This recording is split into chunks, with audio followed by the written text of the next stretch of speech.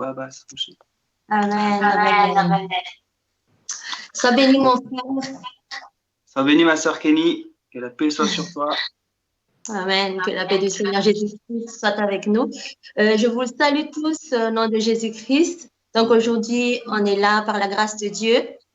Je partage ce live avec mon frère Soel, qui est mon frère de terrain, d'évangélisation, de cœur, et qui travaille beaucoup avec moi dans l'évangélisation sur Toulouse. Donc, je suis vraiment honorée de vous présenter mon frère, ouais, qui me soutient aussi dans tout ce que je fais dans les œuvres.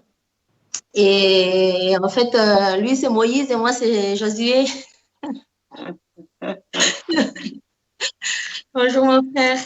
Alors aujourd'hui, en fait, mon frère Soel, en fait, il est content, il est heureux de nous partager son parcours avec le Seigneur Jésus-Christ. Amen.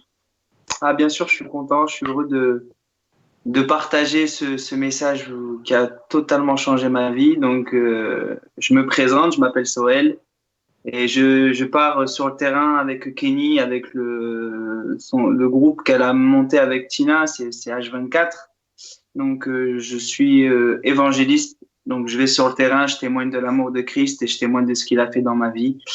Et je vais juste passer ce petit temps de témoignage pour vraiment lui rendre honneur parce que c'est lui qui a changé, qui a bouleversé mon existence. J'étais dans les ténèbres et le Seigneur m'a complètement relevé. J'étais dans les abîmes, devant les portes de vallée de la mort. Et le Seigneur est venu me chercher, en fait. Et en fait, depuis le début, il m'a appelé, mais c'est moi qui lui résistais. Et par la grâce de Dieu, aujourd'hui, je vais pouvoir lui rendre gloire parce que c'est lui, en fait. C'est pour lui que je suis là, en fait. C'est pour vraiment honorer la personne du Père, du Fils et du Saint-Esprit. Et je vais vraiment l'honorer parce que c'est un Dieu qu'il faut honorer tout le temps, tous les jours, auprès des frères et des sœurs. Amen, amen. Gloire à Dieu. Donc, mon frère, est-ce que tu peux nous parler un peu comment t'as rencontré le Seigneur? Parce que il y a toujours un début avec le Seigneur. Et je pense qu'il y en a beaucoup qui veulent savoir. Il y en a qui savent que tu es tu es d'origine arabe. Et Oui. pourquoi? Voilà, c'est quoi en fait? Qu'est-ce qui s'était passé pour que tu es convaincu que c'est le Seigneur qui est le Sauveur et qui est le Seigneur, c'est le Seigneur Jésus-Christ? Alors, comment j'ai fait pour rencontrer le Seigneur? Alors, en fait, ce qui s'est passé, c'est que de là jusqu'à à peu près 27 ans, je vivais vraiment dans le monde. Je connaissais ni Dieu, ni rien du tout. Bon, j'étais de confession musulmane de tradition, donc je faisais le ramadan, je priais à ma manière, mais en fait, je savais qu'il y avait une façade un peu hypocrite, c'est-à-dire que je faisais un peu n'importe quoi, mais quand il fallait jeûner, ben, je le faisais. Mais en fait, je connaissais pas du tout Dieu, j'étais en fait complètement mort spirituellement. Et un jour, en fait, ce qui s'est passé, c'est que il y a eu deux étapes dans ma vie où il y a la première étape où je commençais à tomber de plus en plus bas dans les ténèbres parce que j'avais des mauvaises fréquentations et les mauvaises compagnies corrompent les mauvaises mœurs. Donc, je me suis finalement spirituellement attaché à des liens d'âme qui en fait n'étaient pas bons pour moi. Et d'un autre côté, il y avait mon père à ce moment-là qui était musulman, qui m'avait éduqué plutôt dans les choses de l'islam, qui s'est converti à Jésus-Christ en lisant la Bible, en fait. En lisant la Bible, il s'est converti. Donc, il m'a annoncé ça. Alors, il y avait deux poids, deux mesures, c'est-à-dire que j'avais un poids où j'étais tombé au plus bas dans ma vie.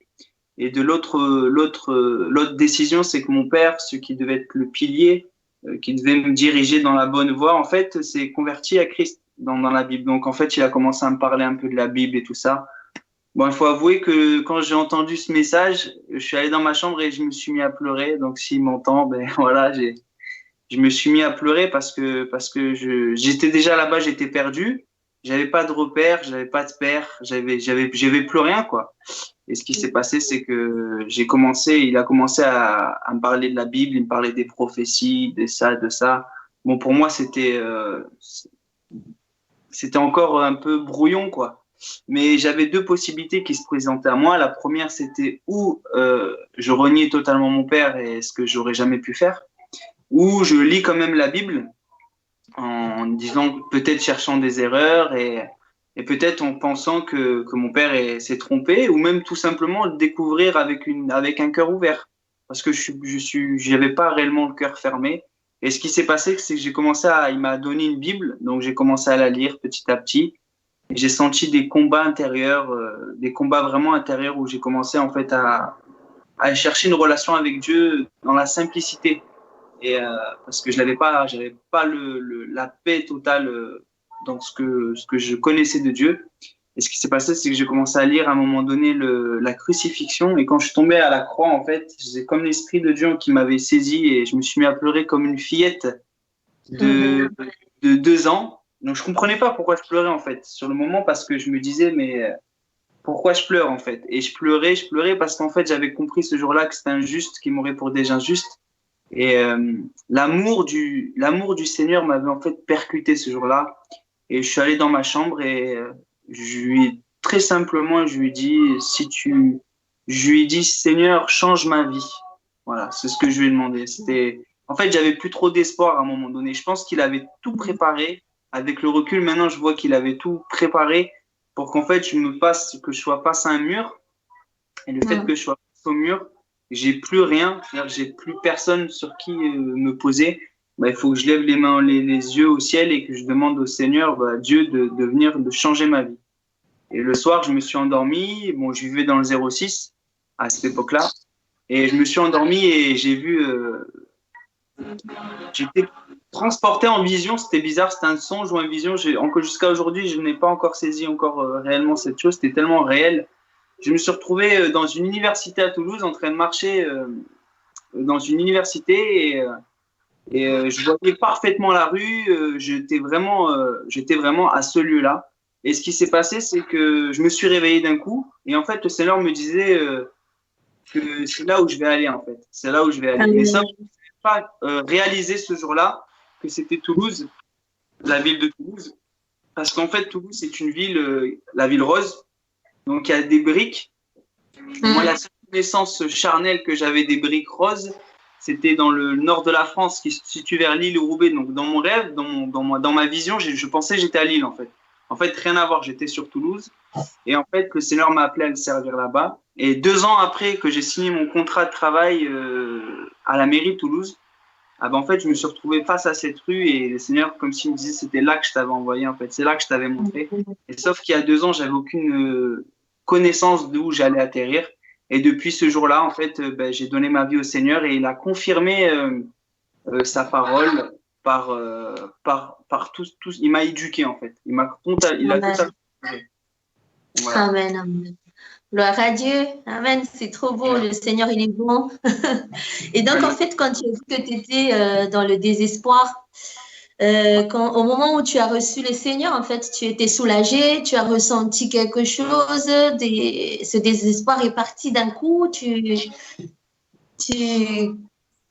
Alors, en fait, oui. En fait, ce qui se passait, c'est que j'ai réalisé que, en fait, ce qui s'est passé, c'est que le Saint-Esprit m'a appelé à demander pardon pour tous mes péchés. Donc, en fait, c'était pas audible, mais je savais que je devais demander pardon pour toutes les fois où j'avais commis des erreurs, des fautes, parce que j'en avais commis beaucoup. Parce que si tu vis sans Dieu, forcément, tu vis avec l'ennemi sans savoir. Donc, c'est logique. Donc, je me suis mis dans ma chambre et je me souviens de mes premières prières.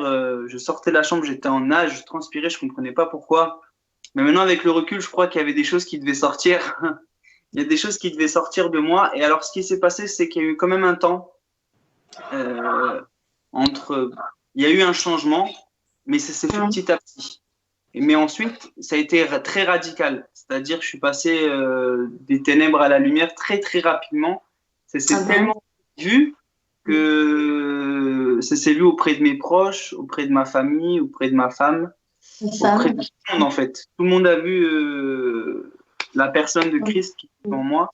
Et donc, ça s'est pas fait comme du jour au lendemain. Ça a dû mettre peut-être 6 mois, 1 an. Mais après, au bout de 6 mois, 1 an, ça a été radical. Ça a été vraiment radical. Amen. Gloire à Dieu. Amen, amen. Et maintenant, mon frère, est-ce que tu veux bien partager avec le Seigneur la place de Jésus dans ta vie? Qu'est-ce que tu fais pour le Seigneur à l'église? Bon, à l'évangélisation, on sait qu'on évangélise ensemble. Ouais. Et les visions que le Seigneur a mis dans ton cœur. Tu as dit que le Seigneur a déjà mis la vision pour Toulouse, mais est-ce que, voilà, comme moi, par exemple, ma plus grande vision, en fait, mon rêve, c'est que Toulouse devienne une grande ville chrétienne. Je ne sais pas si je te l'avais déjà dit. Ouais. Et je ne sais pas si tu as remarqué qu'à chaque fois quand je prie, quand on évangélise, je dis toujours ça, que voilà, que le peuple de Toulouse, les Toulousains ne soient pas choqués par le nom de Jésus et tout. Et ouais, c'est quoi sa place en fait en ce moment? Est-ce que tu peux nous parler de comment tu le vis, ta vie avec le Seigneur, avec ta femme, avec tes enfants? Ah ouais, c'est extraordinaire, c'est extraordinaire. Alors, je vais te répondre à la première. Donc, pour Toulouse, ben, en fait, ce qui s'est passé, c'est que quand j'ai commencé à vivre pour le Seigneur, je pouvais pas rester, en fait, parce qu'en fait, ce qui s'est passé, je suis arrivé sur Toulouse et pendant quelques mois, peut-être 2, 3 mois, c'est comme si j'étais interdit d'aller à l'église. Il fallait que je lise toute la parole, mais il fallait vraiment que je plonge dans la parole. C'est-à-dire, je sortais du travail, je lisais. Je rentrais le soir, je lisais tout le temps, tout le temps, tout le temps, tout le temps, tout le temps. C'est comme si en fait, je devais acquérir une connaissance. Mais je rends grâce à Dieu parce que c'est très important. En 2020, quand vous êtes converti, si vous n'avez pas la connaissance totale de la parole de Dieu, de la Genèse à l'Apocalypse, on ne demande pas d'avoir toutes les doctrines parfaites, mais on demande vraiment d'avoir la connaissance. C'est-à-dire qu'il faut vraiment avoir une grande armure, une grande épée, parce que maintenant, il y a tellement de doctrines, tellement de divisions, de moi ci, moi ça, moi je, moi prophète, moi ci, moi ça. Et en fait, le Seigneur, il n'a pas permis cela. Donc, en fait, il m'a mis vraiment à part. Il m'a mis à part, et donc je devais lire, je devais lire, je devais lire, je devais lire, jusqu'au moment où je dû aller à l'église. Donc, c'était dans mon cœur, il fallait que j'aille à l'église. Je suis allé dans une église, et ce qui s'est passé, c'est que maintenant, j'ai reçu un enseignement d'un pasteur. Amen. J'ai écouté les enseignements, j'ai été assidu du début jusqu'à la fin parce qu'en fait, quand tu acceptes le Seigneur dans ta vie, il se passe quelque chose. C'est que tu l'aimes de tout ton cœur, de toute ton âme, de toute ta pensée, de toute ta force. Ça veut dire que ce qui se passe dans ta vie, c'est que tout ce que tu avais avant comme plaisir, comme passion, bon, je dis pas qu'il faut pas garder de passion. Moi, en tout cas, je les ai jetés à la poubelle parce que ça va me faire perdre du temps et je sais que ma passion, c'est de lire la Bible, c'est de prier, c'est de chercher sa face, mais c'est surtout aussi c'est d'honorer son nom, c'est vraiment de glorifier son nom et c'est ça pour moi le plus important. Et faut racheter le temps, comme on dit. Et j'ai perdu assez de temps pendant le temps où je vivais dans le monde. Donc maintenant, j'ai du temps à lui consacrer. J'essaie de faire du mieux que je peux, bien sûr. Et donc, je me suis mis dans une église et commencé à approfondir la connaissance de la parole jusqu'au moment donné. Mais moi, j'étais une pile. Ça veut dire que je pouvais pas, c'était impossible. Ma vie ne pouvait pas. Quand j'avais donné mon cœur au Seigneur, je ne pouvais pas rester assis, écouter la parole et revenir le dimanche. C'était pas possible. Donc, en fait, ce qui s'est passé, c'est que j'ai commencé à aller tout seul, à commencer des plats de nourriture, à aller voir les gens dans la rue, à leur partager des prospectus. Donc, je le faisais tout seul au début, en fait. Jusqu'à un moment donné, j'ai rencontré une personne, un frère, puis un deuxième frère. On a commencé à monter un groupe, UCH, c'est le nom de Facebook, UCH Tolosa, donc c'est Unité en Christ. Donc, on a été unis, donc on était tous d'une église différente. C'est ça il y avait une puissance dans ce groupe parce qu'on était tous différents. On parlait pas des doctrines forcément, mais on avait tous le même objectif, c'est d'annoncer le royaume et que les âmes puissent être converties au Seigneur. Et ce qui s'est passé, c'est que il y a une démarche spirituelle et après on s'est rencontrés pour France Réveille-toi, c'est ça? Oui, c'est ça. C'était France Réveille-toi ou Non, c'était France Réveille-toi. France Réveille-toi, oui. Ouais. Et donc voilà, j'ai connu ma sœur Kenny, qui est une servante de l'Éternel, toujours en retard, mais c'est une belle servante de l'Éternel. Non, j'aime bien la taquiner un petit peu. Je suis un peu taquin quand même. J'ai un peu gardé des choses de ma personnalité. Et ce qui s'est passé, c'est que j'ai commencé à proclamer, aller dans la rue, et j'étais vraiment en fait, c'était mon match de foot. Avant, quand je vivais dans le monde, je faisais des matchs de foot, c'était mon plaisir, mon loisir. Et maintenant, mon plaisir et mon loisir, c'est de rendre gloire à Dieu, de parler de Amen. Jésus-Christ aux gens et de lui amener des parfums, des parfums devant son trône et lui dire qu'on l'aime, quoi. Et c'est une façon de lui dire qu'on l'aime, en fait. Donc, en fait, si on évangélise, les gens le font par amour, en fait. C'est un acte d'amour. Parce qu'en fait, plus tu as été pardonné dans ta vie, et plus tu vas aimer le Seigneur. C'est pour ça que les plus zélés, vous allez vous rendre compte, que c'est ceux qui ont commis le plus de fautes. D'ailleurs, la Bible dit, celui à qui on pardonne peu, à celui qui aime peu. Et la femme qui était la prostituée, qui s'est mise devant Jésus-Christ, qui a commencé à jeter le nard de parfum, c'était une femme qui avait reconnu son péché, qui était prostituée. Et le pharisien, lui, il n'avait pas beaucoup péché peut-être aux yeux, mais c'était elle qui avait été rendue juste aux yeux du Seigneur parce qu'elle avait beaucoup aimé.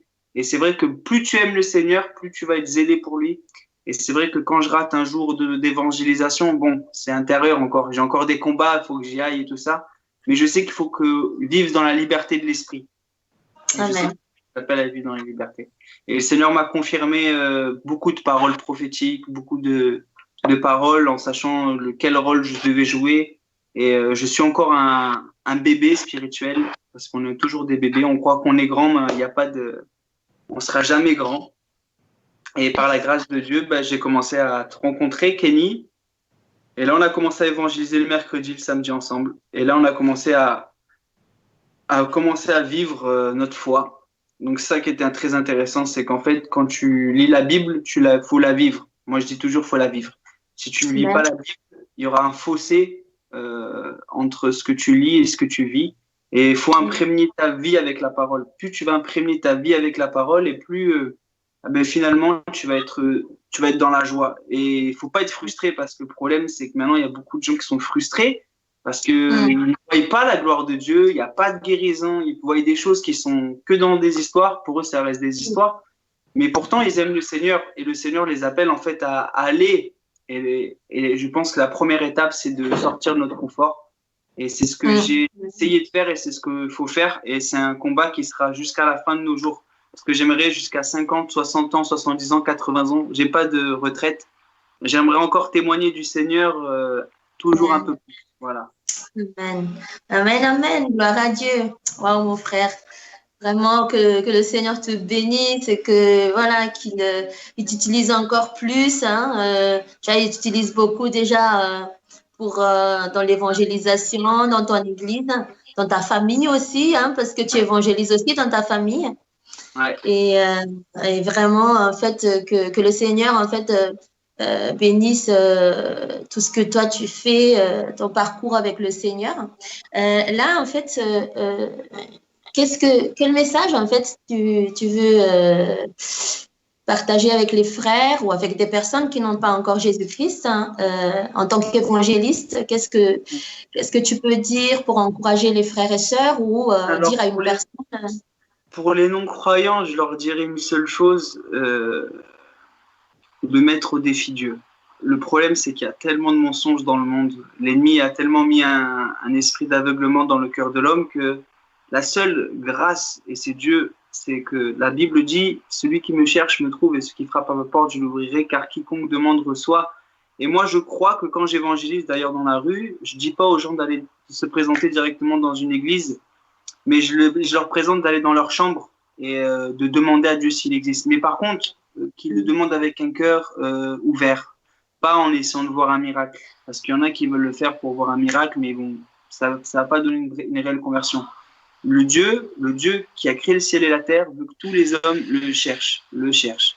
Parce que quand tu cherches quelque chose, tu es passionné à chercher. Et quand tu es passionné à chercher, tu vas mettre de l'amour dans ta recherche. Et là, à ce moment-là, ton cœur il va être ouvert et disposé. Parce que le Seigneur regarde au cœur. Si tu dis une formule magique, Seigneur, fais-moi voir si tu existes, non, ça, je ne pense pas que ça répondra. Je pense qu'il répondra si quelqu'un réellement le cherche. Et j'invite les non-croyants à expérimenter le jour, peut-être même un jour où vous êtes dans la détresse, un jour où où humainement il n'y a plus de possibilité. Alors je vous appelle à invoquer le nom de Jésus-Christ et demander au Seigneur qu'il se révèle à vous. Et que ce jour-là, vous comprendrez qu'il est réel et qu'il est vivant et que vous donnerez sa vie parce que ce qu'il veut, c'est que les hommes se repentent de leurs péchés, de leurs fautes et qu'ils vivent une vie nouvelle, une vie spirituelle avec lui et par son Esprit Saint. Et ensuite, pour les croyants, ceux qui sont déjà bâtis, ce que je encourage à faire, c'est d'avoir une crainte de Dieu, une crainte de Dieu, une vraie crainte de Dieu, parce que c'est important, la crainte de Dieu. C'est ce qui a fondé ma vie spirituelle. C'est une fondation qui est pour moi très importante. Et ma plus grande peur, c'est ne plus avoir de crainte de Dieu. Mais je l'aurai jamais. Mais c'est juste pour vous, vraiment avoir une crainte de Dieu, parce que Dieu vous aime. Il a envoyé Jésus-Christ à la croix. Et on n'est jamais libéré du péché parce que le tentateur va toujours essayer de vous tenter. Mais quand on a la crainte de Dieu avec nous, on pense au mal, au cœur du Père, au cœur et par le Saint-Esprit. Et c'est ça, pour moi, qui est important. Et l'Église a besoin de renouer la crainte de Dieu et ensuite de poursuivre jusqu'au bout, d'aller jusqu'au bout du combat, qui est pour moi un combat qui va durer jusqu'à la fin de votre vie. D'être encouragé et d'avoir des frères et des sœurs encourageants qui vont vous exhorter, pas des ministères de découragement, mais des ministères parce qu'il faut être avec des frères et des sœurs qui ont la même vision, la même unité de pensée. La Bible dit dans l'Acte des Apôtres, ils avaient la même unité de pensée et ils avaient tout pareil, ils vivaient tous de la même façon. Et en fait, ce qui se passait, c'est qu'ils avaient tous la même passion, c'était Jésus-Christ. Et Jésus-Christ crucifié, c'était Adonai, le Père de gloire, et le Saint-Esprit qui les accompagnait et qui confirmera toujours sa parole par des signes, des prodiges et des miracles. Parce que notre Dieu n'est pas mort, il est vivant. On n'a pas à combattre contre des religions, contre la chair et le sang. On a le Dieu qui a créé le ciel et la terre avec nous. Et on doit être encouragés, on doit s'exhorter les uns les autres. Et je vous encourage vraiment à avoir des frères qui ne sont pas dans la médisance, qui sont dans l'amour, dans le jugement, ils sont pas dans le jugement. On peut pas juger, même si le Seigneur n'a pas jugé lui-même, alors à combien plus forte raison les hommes ne doivent pas juger. On doit relever son frère quand il tombe et on doit s'aider les uns les autres. On doit vraiment continuer dans l'amour, un amour réel. Et ensuite, je vous encourage à aller jusqu'au bout de votre pèlerinage sur la terre. Amen, amen. Mon frère, est-ce que tu as un verset partagé qui dans ton cœur? Est-ce qu'il y a un verset qui te vient comme ça dans le cœur? Ah, j'en ai plein, il y a plein de versets. Il n'y a pas une parole que je n'aime pas dans la parole de Dieu. Une parole que j'affectionne, je réfléchis. Personnellement, je réfléchis. Je réfléchis. J'en ai Tu dis juste, hein, si tu veux partager un verset qui peut exhorter, qui peut encourager, même les versets, par exemple, nous, dans le métro, on dit souvent le verset que Dieu a tant aimé le monde qu'il a donné son Fils unique pour que quiconque croit en lui ne périsse point, mais ait la vie éternelle. Voilà. Donc, merci mon frère. Merci d'avoir accepté l'invitation. De rien, ma soeur. Que Dieu te bénisse et que, voilà, que le Seigneur nous utilise encore plus pour la ville de Toulouse et que cette ville devienne vraiment une ville, une grande ville chrétienne, que toutes les dominations en fait, sur cette ville soient anéanties. Ouais, il y a un gros combat dans cette ville. Ouais, et que le Seigneur aussi envoie des ouvriers sur le terrain. On a besoin d'ouvriers. Qui réveillent les frères et sœurs, parce que je suis persuadée qu'il y en a beaucoup qui ont le feu d'évangéliser, mais peut-être qu'ils ont peur. Donc, on continue à prier pour eux aussi. Sois béni, mon frère. Je veux juste te laisser un tout petit message. J'encourage les personnes qui sont craintes et peur de se rejoindre à des groupes qui vont déjà évangéliser. Et vous n'êtes pas obligé de partager le message de l'évangile, mais vous pouvez juste déjà observer, prendre de la confiance, intercéder. Amen. Parce qu'au début, il faut savoir qu'au début, quand on est parti auprès du Seigneur, on est parti dans les rues, on n'a pas directement prêché la parole, c'est fait par étapes. Et c'est comme un bébé, on va lui donner du lait au début et après on lui donne de la viande. Et de la même manière, je vous encourage à aller voir les frères et sœurs qui sont déjà sur des terrains dans toutes les villes de France et d'aller engranger le fer, aiguise le fer. Amen. Amen, amen. Gloire à Dieu. En tout cas, merci beaucoup, mon frère. On se voit à l'évangélisation. Ouais. Amen. Et je bénis ta famille, je bénis le Seigneur, je glorifie le Seigneur pour ta vie, pour la vie de tes enfants, la vie de ta famille, de ta femme aussi qui te soutient hein, dans l'évangélisation et dans tout ce que tu fais avec le Seigneur. C'est une grâce et sois extrêmement béni. Et merci pour ton temps que tu as encore donné pour parler de Seigneur Jésus-Christ. Merci au Seigneur de m'avoir permis de respirer aujourd'hui. Ouais. Je te bénis, je remercie toute l'équipe qui sont en train de travailler et que vous continuez encore à glorifier le Seigneur de la même manière et même encore plus. Et je sais que étape par étape, ça va commencer à grandir. Que le Seigneur vous bénisse abondamment au nom de Jésus. Amen. Soyez tous bénis. Merci beaucoup de nous avoir suivis. Merci, frères et sœurs. Toutes les personnes qui ont vu cette vidéo, je glorifie le Seigneur pour votre vie. Le Seigneur vous utilise aussi là où vous êtes. Si vous n'êtes pas croyant, que vous puissiez vraiment faire une rencontre avec le Seigneur Jésus-Christ. Alléluia. Et que le Seigneur vous bénisse abondamment. Soyez tous bénis. À bientôt. À bientôt.